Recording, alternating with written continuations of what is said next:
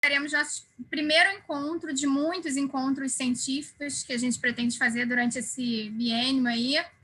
E nada melhor que, para iniciar um encontro científico, falar um pouquinho sobre a história da nefrologia do Rio de Janeiro. É importante até para a gente saber o que aconteceu, como que a gente está e aonde a gente quer chegar, né? Acho que a nefrologia do Rio de Janeiro sempre foi uma das referências no país. E nada melhor do que uma referência em história do que o professor Edson de Souza, né, também conhecido como Edson da Creatinina, que, além de ser referência, nefrologista referente no nosso país, é um dos nefrologistas mais queridos que eu conheço. Então, professor Edson, nada como inaugurar com chave de ouro nossos encontros. É um prazer você ter aceito o nosso convite, uma honra. E agora eu passo a palavra para você ensinar um pouquinho aí dessa história para a gente. Bom, boa noite a todos. Para mim também é um prazer inenarrável, como se diz, né? Eu fazer parte da Sociedade Brasileira de Nefrologia e a Sociedade Carioca, né, de Nefrologia, com o Pedro agora assumindo como presidente, tem se mostrado um excelente presidente, né? E a Isabel, né, também conhecida carinhosamente por nós, por Bebel, né, que me chamou para uma palestra que eu gosto muito de falar sobre a história da nefrologia, mas vocês vão ver ao longo da palestra o quanto é difícil você abarcar, né, tudo que aconteceu em mais ou menos 40 minutos, 50 minutos, que é o que a gente vai falar, que é o tempo que a gente vai falar. Eu já vou, de antemão, pedir desculpa àqueles que eu, porventura, esquecer, né? É uma tarefa árdua de você tentar. Eu tô organizando essa palestra há mais de um mês e eu sei que algumas pessoas vão se sentir desprestigiadas porque não foram citadas, mas eu quero que vocês entendam que é praticamente impossível, né, citar todas as pessoas que fizeram a história da nefrologia ao longo dos 60 anos que nós temos de história, né? Muito bem. O que vocês estão vendo na tela são as duas únicas referências históricas que a Sociedade de Nefrologia tem, né, para a gente procurar os dados históricos. Esse livro, à esquerda da tela, é um livro que foi publicado em 1996. Os editores foram o Décio Mion Júnior, né, que é um nefrohipertensólogo, né, ele faz tem pouca atuação dentro da nefrologia, mas o João Exídio, sim, o João Exídio foi presidente 2 vezes da Sociedade Brasileira de Nefrologia, também é um exímio contador de história da nefrologia, as aulas dele são maravilhosas, ele tem uma didática fantástica, e eu dou os parabéns aos dois, apesar de quem pegar esse livro da história da nefrologia vai fazer uma série de críticas, como eu fiz quando eu peguei pela primeira vez. Mas eu percebi o quanto foi difícil para essas pessoas escreverem, né? Eu estimulo que vocês, quem não tem esse livro, né, que tente conseguir, às vezes até no sebo você consegue, né, que vocês vão ver o quanto é difícil eles tiveram um trabalho árduo para coletar, né, a história da nefrologia durante os 50 anos que antecederam a criação da sociedade. Do lado direito, todos vocês que são sócios da sociedade já devem ter recebido, e eu também dou os parabéns ao Marcelo Maza, né, e toda a equipe da Sociedade de Nefrologia que acabou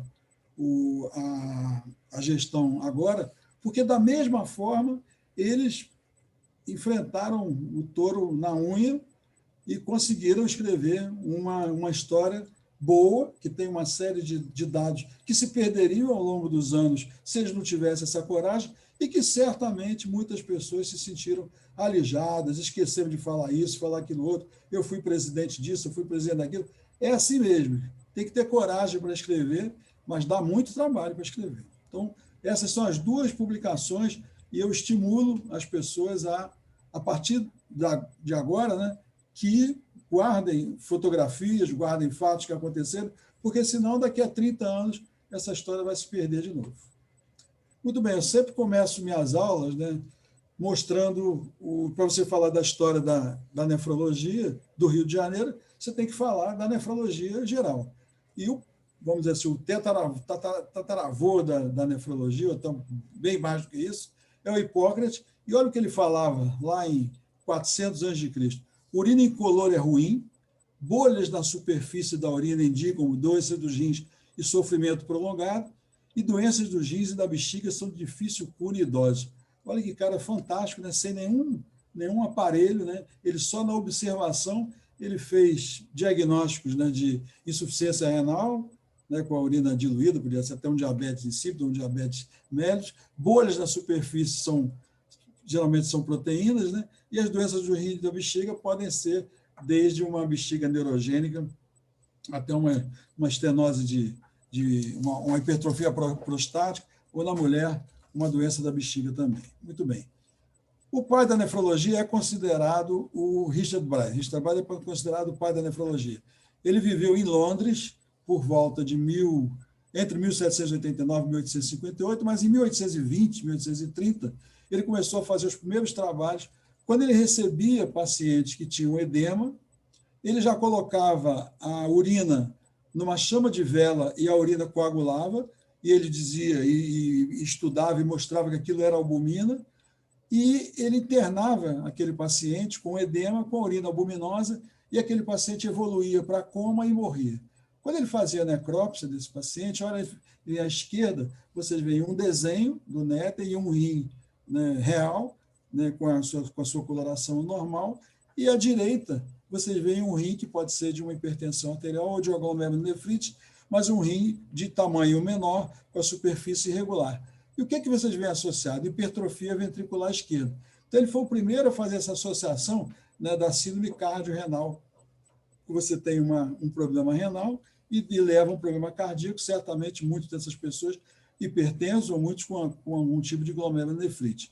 Muito bem, ele já tinha ureia nessa época. Então, ele dosava a ureia, ele sabia que a pessoa chegando com urina albuminosa, com edema, com a ureia alta, ele dizia que tinha insuficiência renal e que ia evoluir mal, e que aquela pessoa, infelizmente, ia morrer, e ele sempre acertava. Muito bem. Em 1886, foi dosada pela primeira vez a creatinina, não sabia ainda para que servia. A ureia, como eu disse, já tinha sido dosada, e o ácido úrico, os três são derivados proteicos, também eles começaram a perceber que o aumento dessas três substâncias mostrava que a pessoa tinha algum grau de disfunção renal. Então, já se sabia, lá no começo do século passado, que os pacientes que tinham ureia alta, creatina alta e ácido úrico alto, que tinham edema, urina albuminosa, tinham um problema renal grave e que iam evoluir para óbito. Vocês veem à direita como a coisa evoluiu, né, que hoje a gente consegue uma dosagem de ureia, creatina e ácido úrico em cerca de 10 minutos nos aparelhos mais modernos. Então, esse era o quadro, né, de uma pessoa com uma doença, pode ser, no caso aí, né, um quadro famoso, do Samuel Luke Fields, né, e está exposto na Galeria de Londres, e que é chamado The Doctor, e diz que esse médico ficou olhando para essa criança que tinha uma doença incurável durante 48 horas até que ela faleceu. Vocês veem que o pai está desolado, olhando para a criança, a mãe já está completamente desesperada e o médico tem uma atitude apenas contemplativa. Observem esse quadro, né, porque lá no final da nossa palestra a gente vai fazer uma relação com os dias de hoje. Muito bem. Eles já sabiam fazer o diagnóstico e alguém levantou a possibilidade de se fazer um transplante. E aqui eu pego uma frase da doutora Raquel Bregman, que sempre diz que a nefrologia começou do mais complicado, que é o transplante, para o mais simples, que é a prevenção. E realmente alguém disse, se esse rim não está funcionando, por que não transplantá-lo? Então eles olharam, transplantar um rim de um animal, não transplantá-lo. Eles olharam para os rins dos cães, que eram muito parecidos, dos ratos eram parecidos, mas eram pequenos, do macaco, do carneiro, do porco, do bovino, dos bovinos não é parecido com o nosso, do gato, da galinha totalmente diferente e da ovelha. E, no começo do século, eles começaram a fazer alguns trabalhos com autotransplantes, já começaram a desenvolver a técnica das estruturas vasculares, e o Alex Carrel ganhou um prêmio Nobel por isso, até que lá na França, lá em Lyon, o Jaboulet se viu diante de uma mulher com insuficiência renal aguda, fruto de uma intoxicação por mercúrio por tentativa de suicídio. Ela tinha oligúria, tinha aumento de ureia e de creatinina. Ele já tinha lido os trabalhos, né, que antecederam essa data e disse: essa mulher vai morrer. E propôs, eles já tinham feito alguns trabalhos experimentais, propôs a colocação de um rim de um porco nos vasos radiais dessa mulher. Esse transplante não deu certo, o rim trombosou, e uma semana depois chegou outra mulher com outro quadro exatamente igual. E ele disse: já que não deu certo o rim do porco, vamos fazer com o rim de cabra. E fez com o rim da cabra e também não deu certo.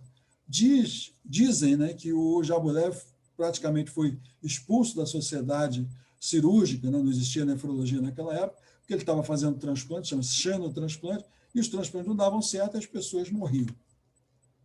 Muito bem. Em 1933, é lógico que tem uma série de dados ao longo da história, primeiro hemodiálise, diálise peritoneal, mas que, infelizmente para vocês, não vai dar para contar tudo. Em 1933, esse médico ucraniano, chamado Yury Voronoi, ele fez 6 transplantes, mas ele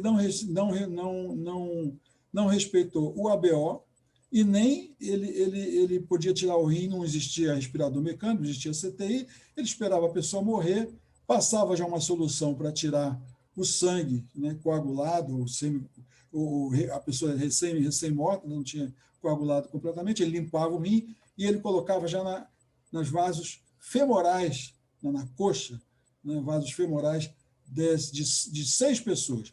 Um transplante funcionou durante algum tempo, emitiu algumas gotas de urina, mas a maioria, todos morreram, não funcionou nenhum, mas ele foi o primeiro a fazer um homotransplante. A história, eu sempre falo que a história tem que ser contada do tratamento conservador, hemodiálise, diálise peritoneal e transplante. E esse é o pai, né, considerado o pai da nefrologia, o pai da hemodiálise, né, o William Koff, um holandês, que ele, de uma maneira fantástica, né, ele na Holanda ocupada, ele construiu com material que ele tirou de carro, tirou da cozinha da casa dele, né, de máquina de lavar, esse motor é do motor de um Ford de 1929, e a membrana que ele usava para fazer diálise é uma membrana que ele pegava numa fábrica de salsichas, né, e ele usava essa membrana para o sangue passar por dentro.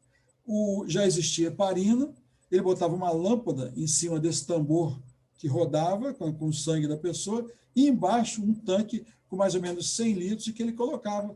Ele já conhecia o conceito da diálise, né, que duas soluções de diferentes concentrações ocorre a passagem dos solutos do mais concentrado para o menos concentrado, e ele colocava, ele sabia que ureia, creatinina, ácido úrico estavam muito altos, ele colocava uma solução que não tinha nem ureia nem creatinina, tinha cálcio, tinha fósforo, sódio, potássio, quantidade pequena, e ele rodava esse tambor pegava uma pessoa urêmica, e ele rodava esse tambor durante 18, 20 horas. O grande problema qual era? O acesso vascular, né? Não tinha fístula nem shunt arteriovenoso.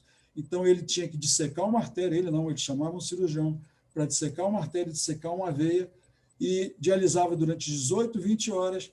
Depois ele tinha que fechar, o cirurgião fechava a artéria, ligava, a pessoa ia para a enfermaria.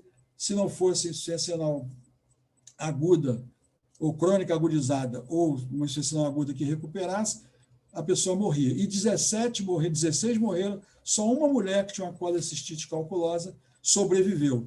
E ele, num texto muito interessante, ele diz: esse rim artificial não serve para quem tem insuficiência renal crônica, porque todas as pessoas vão morrer. O grande problema é o acesso vascular. Mas ele criou o rim artificial, e ele foi seduzido pelos americanos quando acabou a guerra, e ele foi, né, eu pensava que ele tinha ido para Boston, mas ele foi para Salt Lake City, e lá ele desenvolveu, né, o rim, que esse rim era de madeira, eles desenvolveram lá um rim de metal. Ele foi visitar Boston, e lá visitaram o hospital Brigham and Women, e lá eles melhoraram mais ainda esse rim artificial. Esse rim foi distribuído para 22 países. Nós vamos ver a seguir o local para onde ele foi distribuído. E eles vieram, o americano chamado Merrill, lá de Boston, John Merrill, ele veio para o Brasil, e está nessa foto aqui à esquerda, que depois a gente vai ver melhor quem são essas pessoas, e ele ensinou, né, a fazer hemodiálise. Vocês estão vendo aqui à esquerda, é uma mulher fazendo hemodiálise, isso que está bem escuro é o tambor rotatório, e ele ensinou alguns brasileiros, como o Dr. Jaime Landman, a fazer hemodiálise. Muito bem, eu sempre, por causa dessa aula, né, eu estou resgatando aqui esse sueco chamado Niels Auwal, né, e esse slide é do meu chefe lá da UERJ, do Zé Suassuna. Ele tem uma aula brilhante também de história da nefrologia, e ele já tinha mostrado isso, mas eu não tinha atinado ainda. E o doutor Carolino, que trabalha lá no Hospital Karolinska, da Universidade lá da Suécia, Universidade Karolinska, ele sempre falou, sempre levantou que esse médico chamado Niels Auwal, ele fez um rim artificial, e vejam a data, 1946. Então, eu estou aqui resgatando a importância do Niels Auwal. Ele fez um rim mais ou menos na época que o Kolff fez, e olha só o que ele fazia. Artério venoso com cânulas de vidro. Isso aí eu aprendi também preparando essa aula. Eu sempre achei que o shunt arteriovenoso tinha sido desenvolvido só lá na década de 60. E eles, de uma maneira genial, ele bolou, né, o circuito arteriovenoso com cânulas de vidro, mas coagulava tudo. Anticoagulação entre as diálises. Experimentou vários modelos. Esse rim é um rim diferente do rim tambor, é um rim que ele fica em pé, 10 metros de tubo de celofane enrolado em um tambor de metal, ultrafiltração. Ele foi o primeiro a desenvolver a técnica da ultrafiltração, e aprendi também, por causa dessa aula, que ele foi o primeiro a fazer biópsias renais, mas biópsias de aspiração, mas um dos pacientes, infelizmente, faleceu, e depois, só lá em 1950, 52, é que outros médicos desenvolveram melhores biópsias renais. Outro médico que também desenvolveu a hemodiálise, um rim parecido com o Auwal, foi o Gordon Murray, em Toronto, em 1946. Então, por causa dessa aula, eu mudei o meu conceito, né, de falar apenas no Kolff. E 3 pessoas em 3 países diferentes, né, o Auwal na Suécia, o Kolff na Holanda e o Murray em Toronto, no Canadá, desenvolveram 3 métodos de rim artificial diferentes, né, mas com conceitos muito parecidos. Muito bem, o Brasil também não ficou atrás, e o doutor Tito Ribeiro de Almeida sempre deve ser lembrado, porque ele também usou, é muito interessante ver uma entrevista que ele deu uma vez para um médico conhecido de todos, lá de Brasília, chamado Stênio, e ele também falava que ele queria, nas fábricas de salsicha, pegar a membrana de celofane, preparava uma panela, né, dentro da casa dele, enrolava esse celofane num tubo de metal, né, e fazia diálise. Ele fez dezenas de diálises, está tudo muito bem anotado. Infelizmente, ele faleceu, né, mas eu não tive a oportunidade de conhecê-lo, mas se eu soubesse um pouco mais da história antes, eu certamente teria ido em São Paulo para conhecer esse grande homem. Na década de 50, eu escolhi 2 pessoas, tem várias pessoas, né? Eu escolhi 2 pessoas que representaram a nefrologia, a pré-nefrologia, né, para mostrar para vocês, dos que não conhecem. Um é o professor Jaime Landman, né, que foi o grande impulsionador da nefrologia. Não existia nefrologia ainda, ele era um cardiologista que gostava de rins e eletrólitos, e o doutor Emílio Sabaga, lá de São Paulo. Todos 2 foram para o exterior, né, aprender a fazer diálise, e voltaram para o Brasil para desenvolver a técnica aqui no Brasil. Então, o destino, alguns brasileiros, né, foram para diferentes países, mas principalmente para os Estados Unidos e para a Europa. Alguns ficaram por lá, mas o doutor Sabaga e o doutor Jaime Landman voltaram para nos ensinar a fazer diálise. E olha o que aconteceu. O Kolff, né, que foi para os Estados Unidos, ele ensinou como se construir o rim artificial.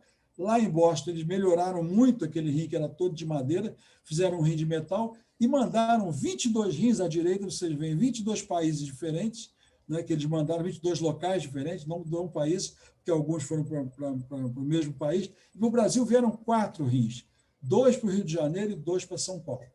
foi um para o Hospital Pedro Ernesto, um para o Hospital dos Servidores, um para o Hospital das Clínicas de São Paulo, e um lá de São Paulo, que eu nunca descobri exatamente, tem uma sigla aqui, é um lugar particular que eu nunca descobri qual foi. Nós conseguimos resgatar um desses rins. Então, veja, em 1956, acompanha as datas, né? Se fazia diálise, não tinha ainda fístula arteriovenosa, nem shunt. Então, está aqui à direita, esse primeiro aqui é o Dr. Jaime Landman, tem o Dr. John Merrill, esse que está com a mão em cima da cama, o americano, e tem o Dr. Alberto Gentili, esse que está, esse calvo, o Dr. Francisco Santino, que era um residente, o Dr. Teobaldo, chefe da medicina, e o Dr. Pedro Abdala, que foi um cirurgião. E esse grande, agora dá para ver melhor, é o rim artificial, tem uma mulher com o braço esticado, e ela estava intoxicada também por mercúrio aqui no Brasil, e foram feitas várias diálises no Hospital de Servidores do Estado, pela primeira vez no hospital, aqui do Brasil. Muito bem, aqui está o resumo, hemodiálise no HSA 56 e 57. Esse rim tem uma história comprida, que não vai dar para contar agora, mas ele quase foi para a sucata, e a gente conseguiu, com a ajuda do Marcos Retes, lá dos Servidores do Estado, ele comprou esse rim, eu pedi para ele doar, ele doou o rim para a Academia Nacional de Medicina. O doutor Suassuna e o doutor, o chefe da urologia, o professor Aguinaga, conseguiram pegar esse rim. Eu ajudei a pegar esse rim, eles pagaram um caminhão, e esse rim hoje está lá na Academia Nacional de Medicina. Aí está o momento que eu achei esse rim numa clínica de diálise, aí era do Dr. Marcos Retes, que ele comprou em cima de um caminhão, e eu consegui achar esse rim numa CDR lá de Niterói, e ele deu esse rim para a Academia Nacional de Medicina. O rim que foi para o Hospital das Clínicas, eu não tenho nenhum relato de que ele foi usado. Só tem essa foto, a única foto que tem, é uma capa bonita de acrílico que vocês estão vendo. Eu não sei que sala é essa, eu já fui várias vezes, conheço várias pessoas do HC, eu não sei o que foi feito desse rim. Uma vez eu estava fazendo um curso, eu perguntei para o doutor Prachete onde é que estava o rim, ele disse assim para mim, um pedaço dele virou um abajur lá em casa, né? Então ele virou sucata, cada um pegou um pedaço, infelizmente a história vai se perdendo assim. O que aconteceu em 1960? Foi fundada a Sociedade Brasileira de Nefrologia num anfiteatro do Hospital das Clínicas, lá de São Paulo.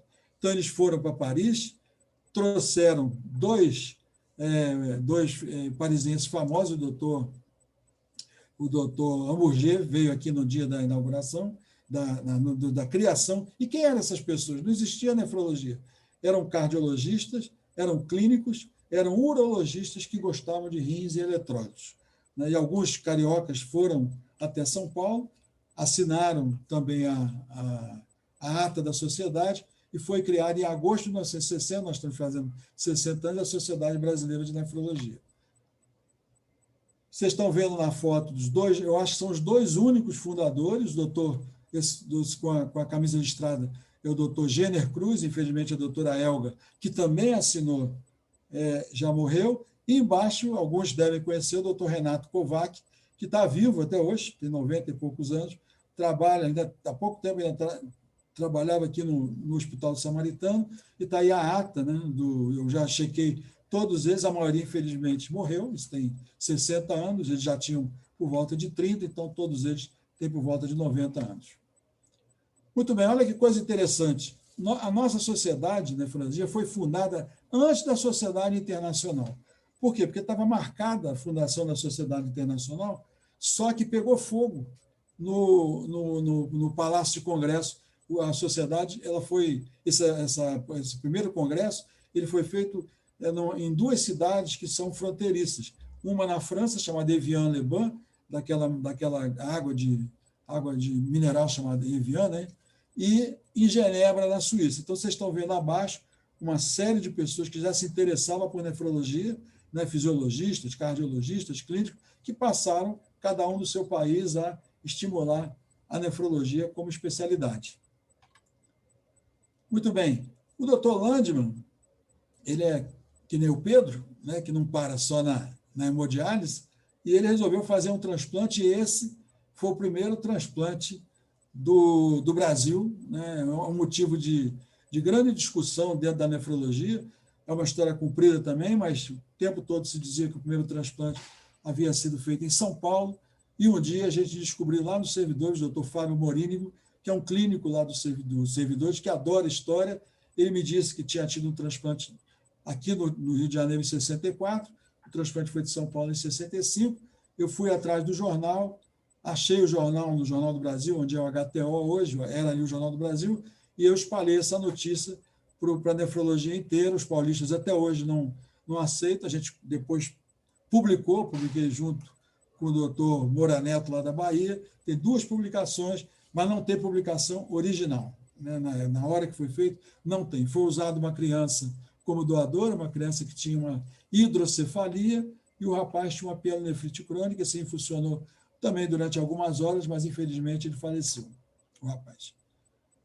Qual era o grande problema da diálise? Era o acesso vascular. Vocês lembram que o Auer, ele bolou, teoricamente, que deveria haver uma comunicação entre artéria e veia, só que ele usou tubos de vidro e coagulava dentro do vidro, né? Mesmo com heparina. E a genialidade do Scribner, junto com um engenheiro chamado Quinton, eles bolaram, né, esse material de Teflon, e vocês estão vendo uma foto real. Eu dialisei algumas pessoas com esse tubo, né, tinha um conectorzinho no meio, e ele está dentro de uma artéria e dentro de uma veia. E assim era feita a diálise até que se amadurecesse uma fístula. Não existia catéter de dupla luz, né, mas a ideia da fístula arteriovenosa ainda não tinha sido bolada. Vocês veem que em 62 foi feito o primeiro Congresso Brasileiro de Nefrologia na Academia Nacional de Medicina, e olha quem foi o presidente, Dr. Jaime Landmann. Né? É um homem que estava na frente da medicina, né? E da nefrologia. Ele já tinha sido criada a Sociedade de Nefrologia, e ele estimulou para que houvesse o primeiro congresso aqui no Rio de Janeiro. Até que em 65, né, 2 médicos de origem italiana, um chamado Cimino e um chamado Brescia, eu acho que foi um sopro divino, né, tem uma história também que não vai dar para contar aqui, eu posso contar particularmente para alguns, mas foi um acaso, né, eu acho que eu acredito em Deus e acredito nessa genialidade, né, porque aquela pessoa bolou, né, que a ligação de uma artéria com a veia faria o desenvolvimento das veias e possibilitaria a punção em 2 veias desenvolvidas posteriormente. E aqui começou a nefrologia de uma maneira geral, porque as pessoas passaram a ficar vivas. Então está aí o Cimino e o Brescia, tem esse outro, o Appel, né? O Appel é esse do meio. O Appel é o cirurgião, ele não é famoso, todo mundo só fala Cimino e Brescia, e quem me deu essa fotografia foi o doutor Zé Roberto Coelho da Rocha, esse à esquerda, ele está aqui junto com o doutor Schreier, lá nos Estados Unidos. Ele me deu, quer dizer, o doutor Cimino mandou para ele, não sei se o Cimino ou o Brescia, e a esposa dele, a Cristina Rocha, me deu não só a carta, como essa fotografia. Muito bem, e a Sonerg, quando é que ela surgiu? Então, em 1972, isso é uma foto do meu primeiro ano de faculdade, né? Eu não tinha ideia se eu queria fazer nefrologia, né? Eu não sabia que existia nefrologia, passei a faculdade inteira sem saber, e, ao mesmo tempo, bem ali perto de mim, eu estudei na Gama Filho, mas bem ali no Hospital dos Servidores do Estado, foi criada a Sociedade Brasileira de Nefrologia, sucursal, né? Regional, melhor dizendo, Regional Rio de Janeiro. Eu falei do Hospital dos Servidores do Estado, porque ele está aqui no Hospital dos Servidores do Estado. Só que eu não tenho essa ata, eu não sei, nem que ninguém me falou, aonde foi realmente criada a Sociedade de Nefrologia. Se alguém dos antigos souber, eu gostaria de saber, porque eu vou colocar alguns presidentes com algumas datas, né? Ele está junto aqui da Eliana, está junto do Paulo Abreu, à direita, e junto da Cristina, ao lado. O segundo presidente, entre 73 e 74, foi o doutor Nélio Sócrates Amorim, que eu não consegui retrato, né? Eu não sei, né? Eu acho que ele era uma pessoa ligada à terapia intensiva, né? Eu ainda estava na faculdade nessa época, mas ele foi o segundo presidente. O terceiro presidente foi o doutor Ornelas, atrás dele está o meu amigo Lúcio Ronaldo Cardoso, aposentado do FRJ. 75, 76, eu ainda estava na faculdade, também não sabia o que era nefrologia. E em 77, 78, quando eu estava entrando como interno no História de Bom Sucesso, a Sociedade de Nefrologia já estava no 4º presidente, com esse médico, que quem conheceu disse que ele era um médico fantástico, super inteligente, chamado Francisco Santino Filho, né? E ele foi um dos criadores, né, da Clínica de Doenças Renais, que a maioria de vocês conhece aqui no Rio de Janeiro, e ele está nessa foto aí em cima. Muito bem, em 77 eu me formei e eu não sabia o que eu queria fazer. E eu fui fazer internato no Hospital de Bom Sucesso e lá eu me apaixonei pela nefrologia. Olha como eram os mais novos, antes da diálise crônica, como era uma pessoa, né, parece uma pessoa com a desnutrição, né, muito grave, né, parece aquelas pessoas que a gente vê fotos do campo de concentração.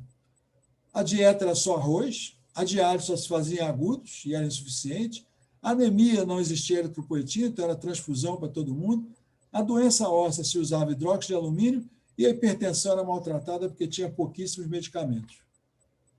Quando eu cheguei no Hospital de Bom Sucesso, tinha acabado de ser construído um novo centro de diálise, né? Ainda é no mesmo local, ali no segundo andar, né? E segundo ou terceiro, Bebel? Segundo? O centro de diálise, segundo? Faz assim com o dedo. Segundo? Não estou ouvindo você, está com o microfone cortado. Bom, vou falar. Então, ainda é no mesmo local e nós ficamos deslumbrados, né, com a hemodiálise, né? Então, vocês estão vendo os pacientes deitados, toda a diálise era feita, eram 6 horas, e essa máquina chamada máquina tanque. E só nós que funcionávamos, só nós que examinávamos o paciente antes da diálise, tinha que escutar o coração, ver se tinha arritmia ou se tinha atrito pericárdico, tinha que escutar o pulmão, ver se tinha derrame, tinha que palpar o abdômen, tinha que fazer uma grande asepsia da fístula, e a gente tremia porque sabia que aquilo era a vida do paciente. Muito bem, aí esses 2 garotinhos aqui à esquerda, esse garotinho que está com a camisa do Vasco deitado é o Carlinhos, que ficou mais de 30 anos em diálise, quase 40 anos em diálise, ou 41, e do lado está o Adalberto, que era o xodó os dois eram xodós, mas o Adalberto era o meu xodó, ele que me ensinou, né, a desmontar a máquina de diálise. Ele tinha síndrome de Alport, não escutava nada, fez um transplante, durou 10 anos, voltou para a diálise e, infelizmente, faleceu. Aqui atrás estão alguns colegas, né, a Fátima, a Ruda, que ainda trabalha em diálise, a Betinha, que foi para Pernambuco, e a Frana atrás, que foi para Cantagalo e largou a nefrologia. Muito bem, esse era o COIO. A gente estava comentando com a Isabel e com o Aderbal e com o Pedro Túlio que nós não temos mais um COIO para mostrar para os alunos, né? Vocês veem que está aí uma membrana de cuprofane, né? O celofane foi substituído pelo cuprofane, e a gente dava um prime enorme, né? Um prime de quase 500 ml, o paciente chocava, né? Quando começava a diálise, tinha que dar 500 ml de soro para ele não chocar, porque o sangue, quando entrava em 500 ml, ele caía a pressão enormemente, e no final a gente tinha que balançar esse COIO durante muito tempo para tirar todo o sangue que ficava dentro dele. Eu dialisei durante 8 anos usando esse COIO, né, aqui no Hospital Evangelho. Aqui tem várias fotos, né? Esse aí em cima tem um tanque, né, que foi usado aqui no Rio de Janeiro durante algum tempo. As bombas eram de qualidade muito ruim, mas que acabavam funcionando, né? A gente tinha que encher o tanque, esse tanque de diálise, com 120 litros de água, e tinha que medir a condutividade, não existia nada que garantisse que aquela condutividade estava perfeita. Algumas vezes, né, a gente dialisou o paciente com água pura e teve complicações sérias, né, porque o condutivismo estava com defeito e, infelizmente, a gente não mediu, né, quem tinha que medir direito. Tinha que colocar os sais dentro do banho, não colocou direito, e o paciente passou umas situações muito complicadas. Bom, essa é uma primeira homenagem que eu rendo também ao doutor Adeis e ao doutor Sérgio, né, que nos acolheram lá no Hospital de Bom Sucesso. Aí à esquerda vocês já estão vendo o centro de transplante, né, que foi totalmente reformado, né, quando o transplante surgiu em Bom Sucesso em 81, mas eu devo os meus primeiros passos da nefrologia a doutora Adeis e ao doutor Sérgio, no Hospital de Bom Sucesso, e depois nas clínicas de diálise dele. Esse é o doutor Zé Augusto Aguiar, que foi presidente da Sociedade Brasileira de Nefrologia e que é pai do Zé Augusto, do André Aguiar, que levou o pai dele lá na Gama Filho para dar uma aula de exame de urina. A aula era a importância do exame de urina. E foi a primeira vez que eu vi a beleza que era, né, uma pessoa que entendia do exame de urina, quantas coisas você pode tirar de um simples exame de urina, que a gente sabe até hoje, né, que é, junto com a proteinúria e com a creatinina, os primeiros passos que a gente dá para fazer um diagnóstico de um paciente que tem um problema renal, né? Infelizmente, já falecido. Muito bem, outra homenagem que eu quero render é ao professor Cavalieri, que me acolheu lá no Pedro Ernesto. Eu fui primeiro fazer mestrado, depois eu fui contratado para trabalhar na nefrologia, e ele, se eu for falar tudo que ele fez, né, no centro de transplante, né, no laboratório de HLA, ele sendo o chefe da nefrologia durante muitos anos, eu ficaria aqui só falando nele, né? Ele foi também, né, deu a sua contribuição, sendo o 5º presidente da sociedade, da SONERJ, né, Brasileira de Nefrologia. Aí eu já estava formado e a gente participava de transplante, né? Era meu sonho, era fazer transplante, e aí eu já, fazendo mestrado, eu já participava da captação de órgãos dentro do Pedro Ernesto, né, quando tinha um paciente morto-cefálico, mas não existia nenhum tipo de organização. Vocês podem ver por essa foto que o rim está aí dentro, né, uma caixa de isopor que eu comprei numa loja de sorvete que tinha em frente ao Pedro Ernesto. Então, os tubos todos para a gente fazer depois, né, cultura de urina, o citomegalovírus, não existia HIV, isso era 1980, não existia hepatite C, né, fazia um frasco de hemocultura, mas era tudo muito artesanal, né, a fase que a gente chama de romântica, né, ou heróica. E aqui me dá uma saudade muito grande, né, quando eu me lembro das reuniões que a gente tinha no auditório da Sociedade na Beneficência Portuguesa, onde o Zé Roberto Coelho da Rocha, que está a foto dele aí, fazia discussões históricas e discussões inesquecíveis com outros médicos, com o Federico Rusani, com o Marcos Rede, com o Dr. Cavalieri, com todos eles que tinham um conhecimento muito maior. A gente ficava ali babando, né, os estudantes, os internos e residentes, porque se levava, né, foi a primeira vez que eu levei um caso clínico, né, numa reunião da Sociedade de Nefrologia, né, já estava sócio, né, um caso de fibrose retroperitoneal, e que eu nunca me esqueço, né, como eram gostosas essas reuniões no auditório da Beneficência Portuguesa. Em 1980, eu comecei meu mestrado, e aqui mais uma homenagem a esse médico chamado Dr. José Roberto Moraes, né, que me ensinou o que eu sabia, né, hoje cada vez sei menos, de HLA. Eu fiz o mestrado com ele. Do lado dele está a Maria Elisa, e ele está vendo a netinha dele. Infelizmente, ele teve uma doença grave, que infelizmente levou mais cedo do que deveria, e parece que ele só esperou a netinha nascer para, infelizmente, mudar de plano, né?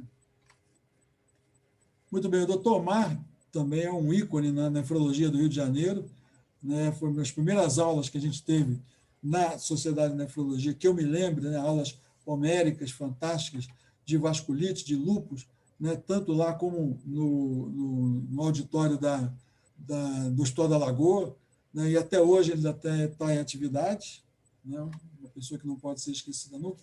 O Luciano Vasques Pinto, né? Foi o 7º presidente da SONERJ, também era uma pessoa muito atuante, infelizmente, há muitos anos que eu não o vejo, mas está vivo ainda.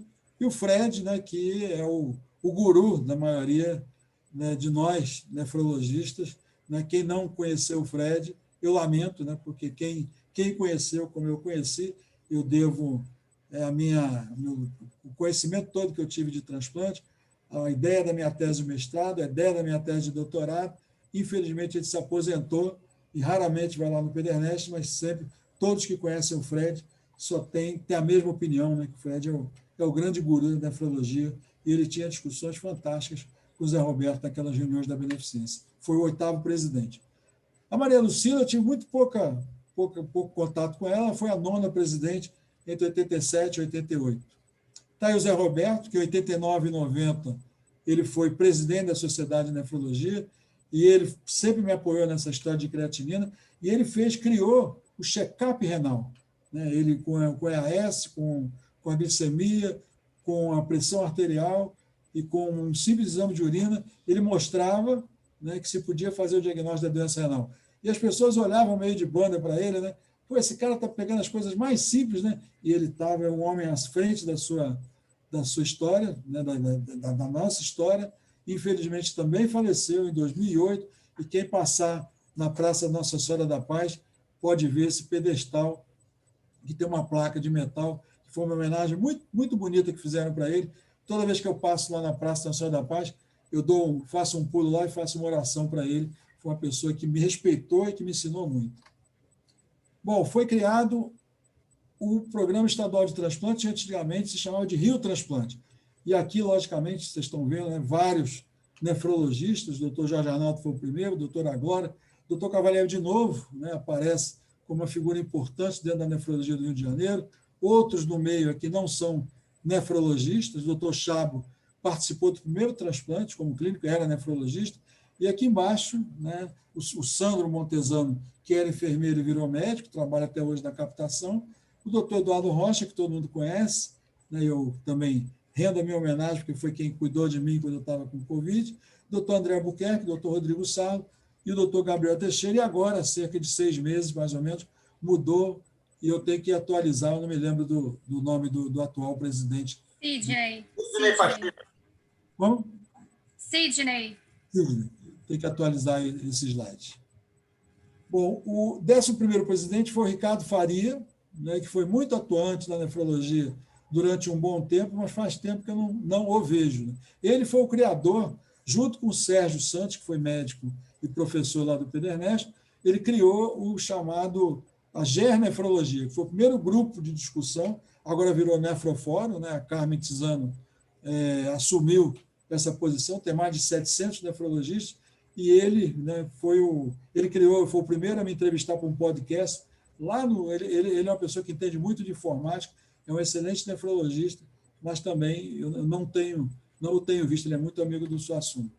Em 92, teve um congresso latino-americano de nefrologia, desculpa, o 16º Congresso Brasileiro de Nefrologia aqui no Rio de Janeiro.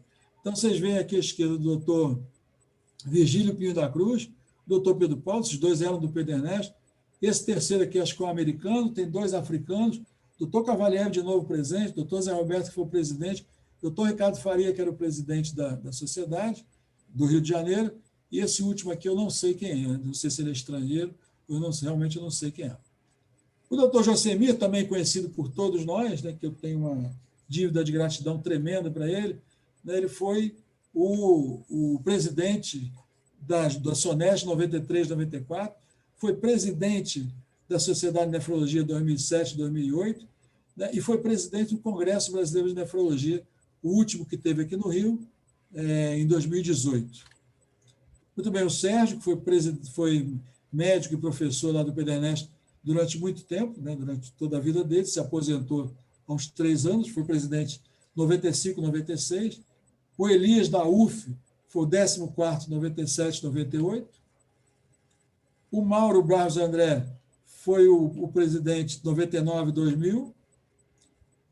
E 2001, 2002, o presidente foi o Maurício Yunes Ibrahim, que me mandou essas fotos essa semana, quando ele organizou, foi o presidente do 2º Congresso Latino-Americano de Insuficiência Renal Aguda.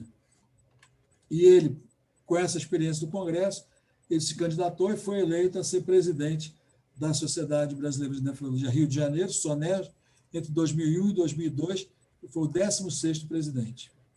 O 17º foi o Walter, né, em 2003, 2004, muitos também conhecem, ele era bem atuante na nefrologia, hoje ele trabalha no Samaritano, se não me engano, é um excelente nefrologista também. Em 2006, 2008, foi o doutor Valdebrando, de Campos, e ele foi o presidente, na época, do Congresso Brasileiro Mundial de Nefrologia aqui no Rio, em 2007. Aqui tem 3 slides, ele é uma pessoa bem organizada, então ele fez uma apresentação, tem 3 slides seguidos agora, que ele mostrou, né, a diretoria dele, né, mostrou os centros, vejam só, os centros e clínicas de nefrologia na época dele, a cidade do Rio de Janeiro, 39, Niterói, 6, outras cidades, 32, total de 177, que é mais ou menos o que tem hoje, acho que tem até um pouquinho menos agora. Né?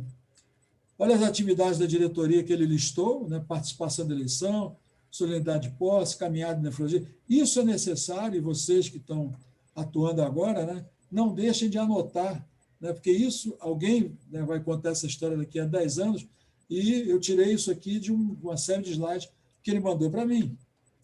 Né? Em 2007, como eu falei, foi realizado aqui no Brasil o Congresso Mundial de Nefrologia, lá no Rio Centro.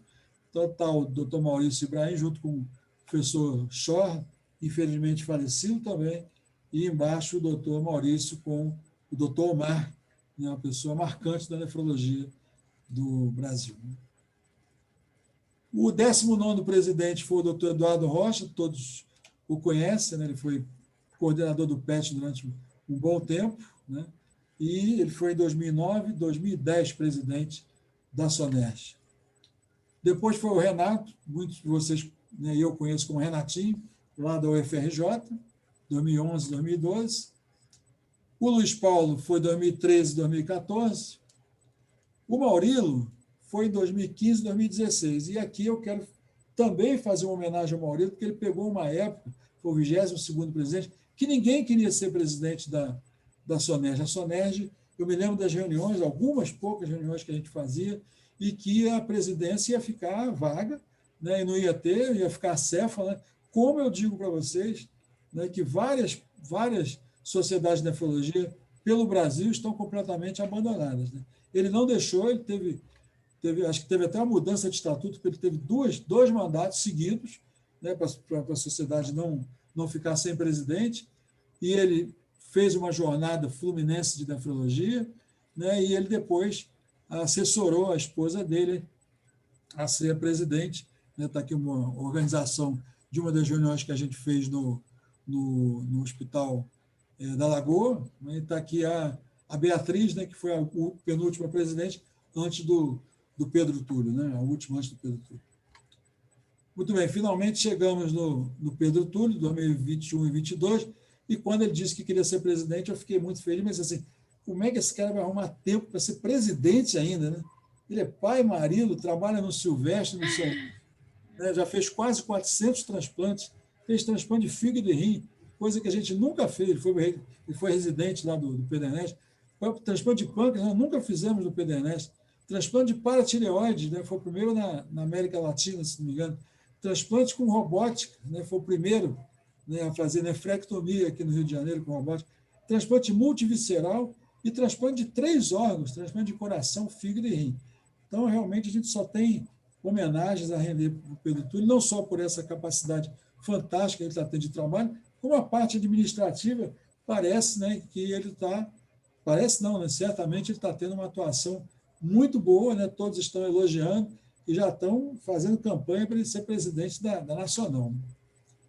Bom, aqui está um resumo do que eu falei, né, todos os 25, Pedro Túlio é o 25º presidente, né, vocês veem que nós temos uma história longa, né, desde 1971, né, até agora 2022, ano que vem, até 2021 está correndo, e daqueles poucos centros de diálise que existiram, né, quando eu me formei, hoje o Brasil inteiro, né, lógico que a região sul é muito mais aquinhoada com centros de diálise, a região norte tem poucos centros de diálise, por isso, como diz o Walter, lá de Porto Alegre, são Brasis diferentes, né, mas olha como o Brasil inteiro, né, se povoou de centros de diálise, de nefrologistas que vieram aqui no Rio de Janeiro, aprenderam lá no PDNEST, em outros lugares, e que foram criar serviços.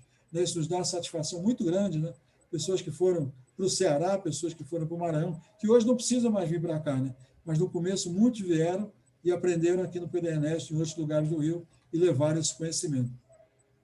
O transplante cresceu muito, né? O Hospital dos Servidores, infelizmente, acabou, né? Por uma série de motivos, o transplante acabou, mas um dia pode voltar.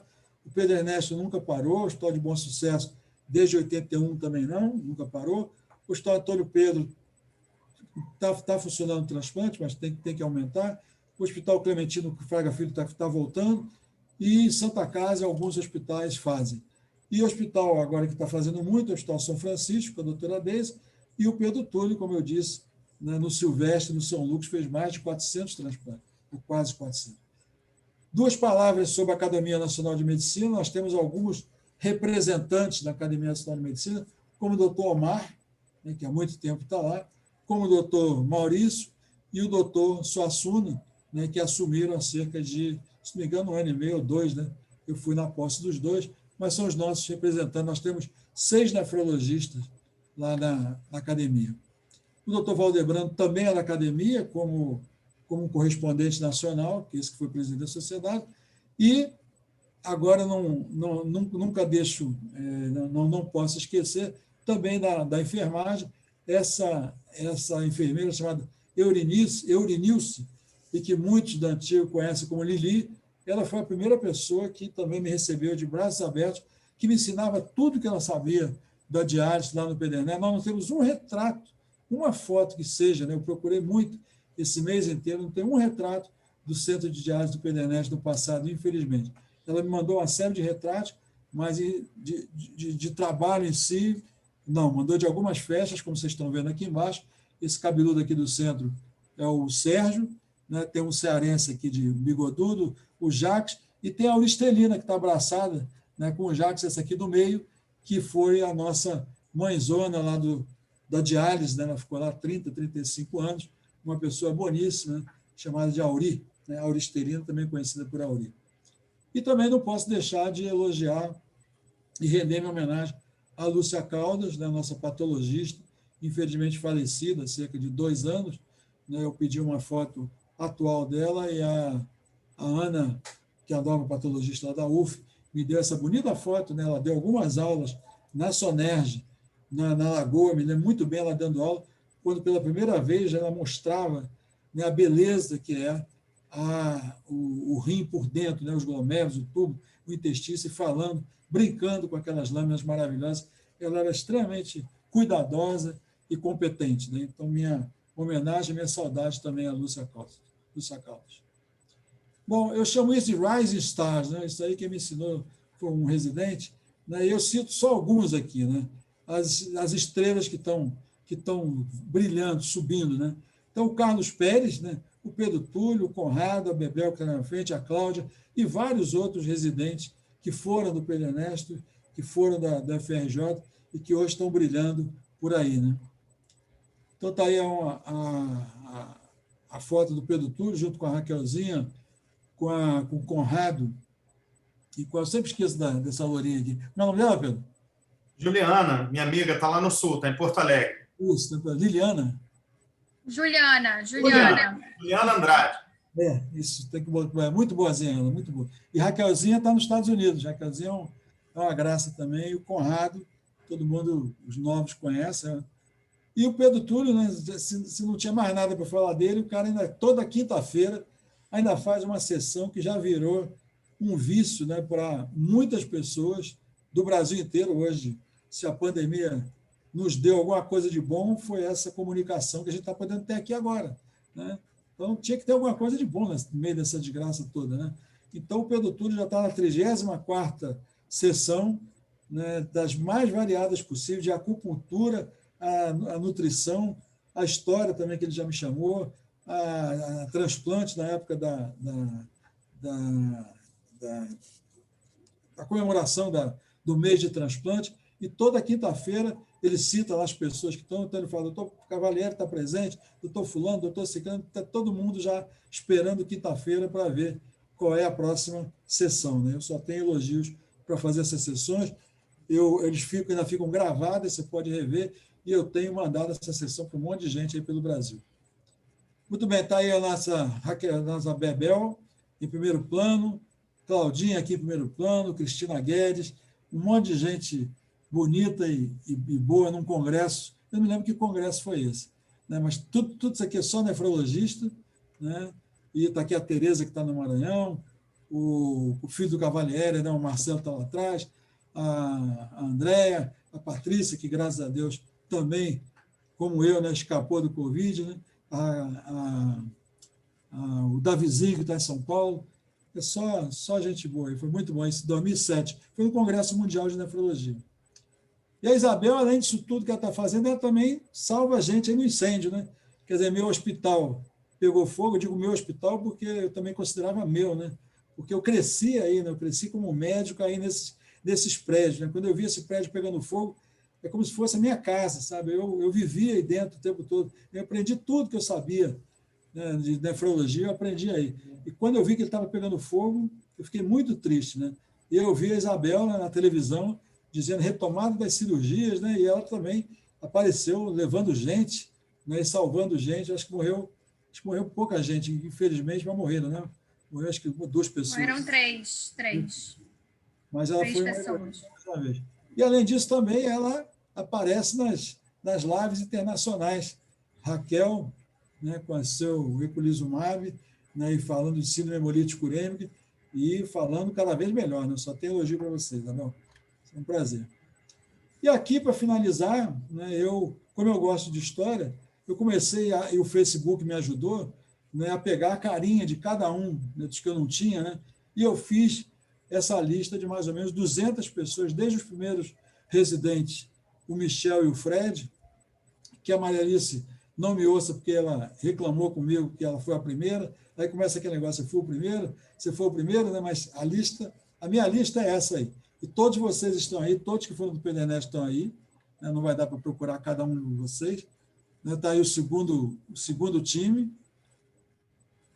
terceiro time, né, e agora, esses são de 2020, a Paula, a Carolina, Cristian, Juliana, Leandro e Olavo.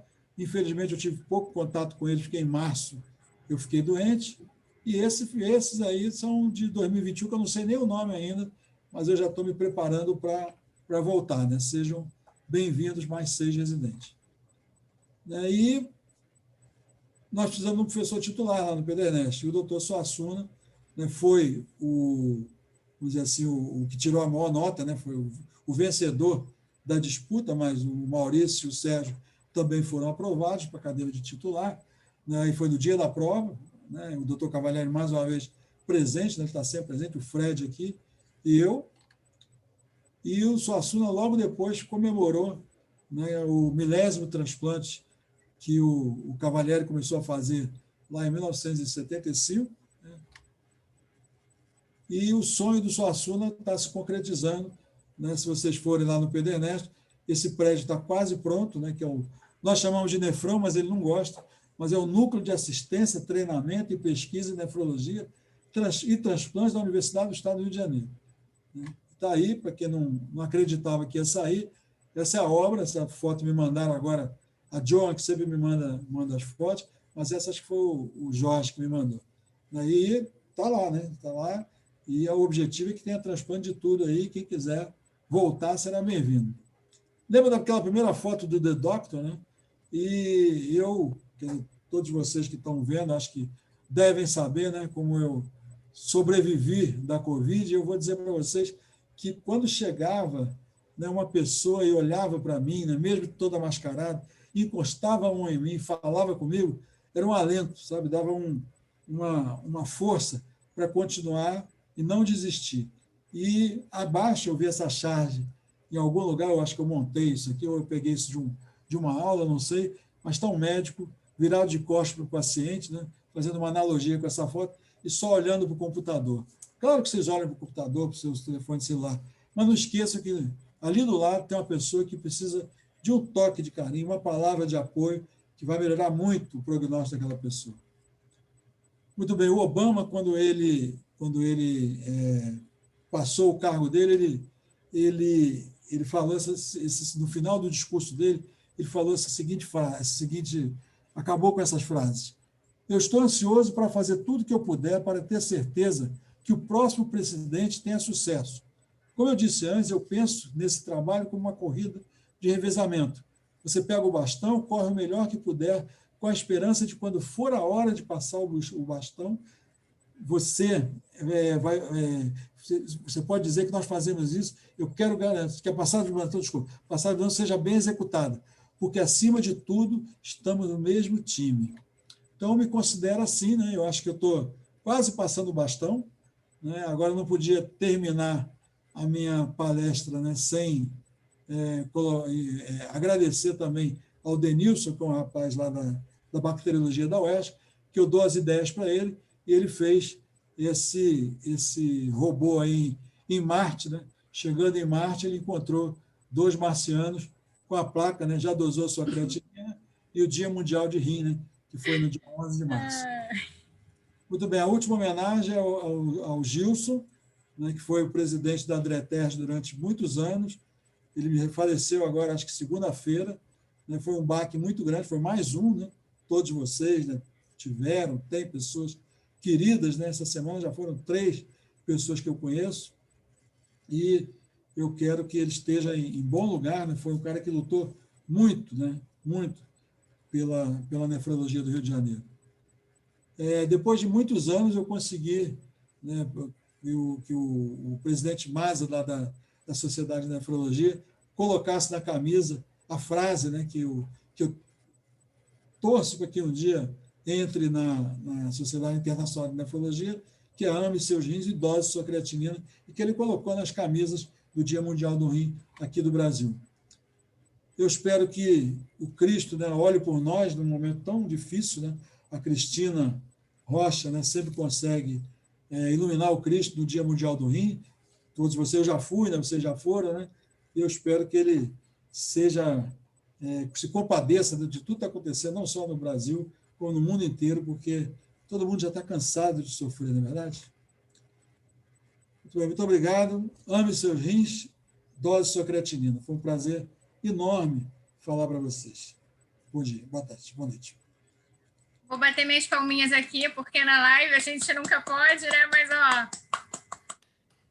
Edson, é sempre maravilhoso escutar as suas aulas, porque cada vez a gente aprende mais um pouco, né? Então, assim, é invejável o acervo que você tem de fotos e de fatos. É sempre um aprendizado e é gostoso a gente ver, né? É legal a gente ver a história. Então, eu vou abrir para quem quiser fazer pergunta, para quem quiser fazer algum comentário. Não sei se o Pedro, enquanto isso, Pedro quer falar alguma coisa. Queria só propagandear o nosso Zoom, Bebel, que hoje é a primeira palestra que a gente está fazendo com o Zoom, e a gente fez o Zoom para todos os associados adimplentes. Então, quem tiver reunião científica no seu serviço, a gente faz questão de poder compartilhar. Depois vai ter um canal do YouTube da Sonerj, que as palestras vão ficar gravadas. Então, estimulo a todos que usem esse recurso aí, que eu acho que veio para ficar, como o professor Edson falou. Sim, com certeza. Edson, está todo mundo dando parabéns, 1000 elogios aqui. Todo mundo feliz de te ver e de assistir a aula. Só tem elogios aqui. Obrigado. Não sei se alguém quer fazer algum comentário sobre a história, né? Antes de começar a aula, a gente tinha algumas pessoas entrando, né? Como acho que tinha um número menor de participantes, as pessoas estavam falando um pouquinho da história, de tudo. Não sei se a doutora Derbal, que estava antes com a gente falando, se quer fazer algum comentário, a mãe do Pedro, a doutora Áurea. O Carlos Pérez está de mão levantada, Bebel. Vou botar ele para falar aqui. Tá bom.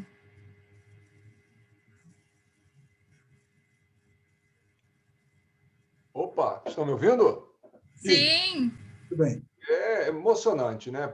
Edson, professor Edson, você foi um dos meus gurus também aí em formação, e a história viva da nefrologia, né? Citando aí pessoas tão importantes aí, tanto em nível local, regional, nacional e até mesmo internacional. Quero parabenizar a Sonerj, Pedro Bebel, todo o grupo atual pela organização desse novo modelo. Isso é um estímulo para todos nós. E excelente, Edson. Na realidade, isso serve como combustível aí para a gente queimar e dar estímulo mais para a gente, um estímulo maior aí para a gente poder seguir. Espetacular. Só agradecer, tá? Muito obrigado aí. E um grande exemplo aí, a gente tenta trabalhar com essa trajetória, né? De mimetizar quem faz bem a gente e quem é bom exemplo, né? Eu acho que você falou, ir trocando os bastões. É isso que ele falou, né? Para dar estímulo mesmo a gente continuar. Na hora que o Pedro me convidou, eu fiquei meio aterrorizada, mas agora a gente está, né, assim, a gente encarou o desafio e está querendo dar realmente esse estímulo aí e fazer com que a Sonerj esteja cada vez mais forte. Professora, eu ia pedir para você parar de compartilhar a tela. Eu vou querer compartilhar para vocês agora só um pouco do que vai ser as próximas sessões da SONERJ, que a gente preparou para só 2 slides, né? Então, o objetivo, esse foi o primeiro encontro, né? Para nós abrirmos com essa chave de ouro aí com o professor Edson. E o objetivo é que a gente tenha, que nós tenhamos encontros mensais científicos. Os próximos encontros já estão marcados, depois a gente vai liberando no Instagram e no grupo. O próximo encontro vai ser com o professor Josemir, que vai mostrar dados da epidemiologia da Covid nos pacientes renais crônicos em diálise, dados esses inéditos que ele me falou. Então, acho que vai ser uma sessão super interessante. E depois nós vamos continuar as sessões, mas com um modelo diferente, com os casos desafiadores, né? Como o professor Edson disse, a gente tem a sessão do Pedro, tem as sessões do serviço, então a gente quer fazer uma sessão que traga os casos. Vamos começar pelos hospitais universitários, os hospitais federais, mas a gente quer ampliar isso durante todo esse biênio para os hospitais do interior do Rio, para os outros hospitais ou serviços que queiram participar. Eu vou ligar para todas essas pessoas. Então, a gente já tem algumas datas marcadas, né? Da UFRJ vai ser em julho, da UERJ vai ser em agosto, em setembro a gente vai ter o da UF, em outubro a gente vai ter os servidores, em novembro a gente vai ter uma sessão da nefropediatria, e em dezembro nós vamos acabar pela sessão de bom sucesso. Mas, a partir de janeiro, fevereiro, a gente vai voltar com as sessões e o objetivo é ampliarmos para as outras cidades do Rio, não ficar só realmente restrita aqui aos serviços do Rio. E aí, em 2021, ainda a gente está planejando fazer, em novembro, um simpósio de transplante renal também online, tá? É importante lembrar que esses eventos vão ser online. Esse simpósio nós planejamos que seja um dia, pelo menos. E em 2022, a gente já tem alguns planejamentos. Vamos continuar com as sessões clínicas, os encontros científicos, mas provavelmente nós vamos ter boas surpresas para ter em 2022. E o que a gente quer contar é com a participação de todo mundo, com a participação de todos vocês. Quem tiver sugestão, quem quiser dar alguma aula, enfim, é só entrar em contato comigo, com o Pedro, com o Conrado, Fábio. Então, nós estamos abertos aí para todo mundo participar. Pedro, vou passar a palavra a você, já que você é o presidente, para finalizar a sessão. E aí, até o próximo encontro, né? Então, só rapidinho antes de falar, finalizar, Bebel, o nosso amigo Daniel Calazans, vice-presidente da SBM, está presente aqui, ele pediu para falar também. Daniel, fala aí, amigo. Legal, Daniel. Será que ele está ouvindo a gente? Vocês escutam? Sim, super bem, pode falar. Pessoal, boa noite, primeiramente. Eu gostaria de parabenizar Pedro, Bebel, Conrado, como essa gestão está pulsante. E, assim, fico muito feliz, né? A gente tem visto aí toda essa história que Edson contou e a SONERJ vir com tanta vontade, assim, nos deixa muito animado. Então, assim, Pedro, já conheço você há muito tempo, quero te parabenizar aí pela gestão que você tem feito, a Bebel, que é uma muito bem escolhida como diretora científica, Conrado, toda a equipe, muito bom escutar o Pérez, né? Sempre um mestre. E o doutor Edson é uma pessoa tão altruísta e tão diferenciada que ele faz questão de homenagear todo mundo e esqueceu até de mostrar o prêmio Adir Molinari que ele ganhou, né? Então, assim, eu acho que por isso que é uma pessoa tão amada, né? Então, assim, parabenizar por essa aula maravilhosa que eu fiz questão de assistir e fico muito feliz de ver como a SONERJ está conduzindo bem aí e vocês têm total apoio da Nacional para vocês precisarem. Muito obrigado aí por essa possibilidade de ver de tão de perto uma história tão bonita. Obrigada, Daniel. Obrigado, Daniel. Bom, então, pessoal, vou finalizar novamente agradecendo a todos que estiveram aqui conosco. A gente teve mais de 50 participantes, achei um público ótimo para essa nossa primeira sessão científica. A Bebel já expôs aí as nossas ideias dos próximos eventos, né, as próximas sessões. E, de novo, agradecer ao professor Edson por ter dado essa brilhante aula aí, essa aula que foi verdadeiramente motivadora a gente seguir trabalho aí de décadas de pessoas que se dedicaram à nefrologia, e nefrologia carioca a gente espera, fluminense, né? Não pode falar carioca, que tem os colegas do interior também. Nefrologia fluminense a gente espera que ganhe cada vez mais destaque no cenário nacional. Então é isso, gente. Bebel, quer dar tchau, então? Não, só agradecer mesmo e até o próximo encontro, que é dia 8 de junho. É isso, gente. Obrigada, boa noite a todos. Obrigado.